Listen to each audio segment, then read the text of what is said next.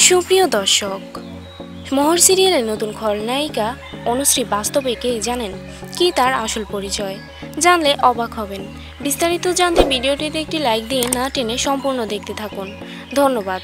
বর্তমান সময়ে সবচেয়ে জনপ্রিয় সিরিয়াল মোহরে নতুন খল চরিত্রে আসছেন অনুশ্রী।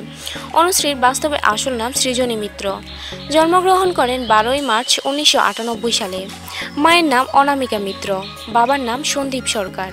এটি অভিনেত্রীর প্রথম ধারাবাহিক নয়। অভিনয় শুরু কালার্স বাংলার কাজললতা ধারাবাহিক দিয়ে। শেষ হতে না হতেই প্রায় স্টার জলসার ধারাবাহিক বাজলো তোমার আলোর বিনোদে অভিনয় করেছিলেন সৃজনী। পড়াশোনা ইংলিশে অনার্সের ছাত্রী, তবে কলেজে পড়ার সময় থেকে থিয়েটার করতে শুরু করেন।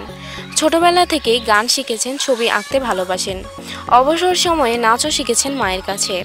কিন্তু পড়াশোনায় অত্যন্ত মনোযোগী ও আগ্রহী ছিলেন বলে ঠিক করেছিলেন IAS পরীক্ষার প্রস্তুতি নেবেন, নয়তো MBA করে কর্পোরেটের ক্যারিয়ারের দিকে যাবেন।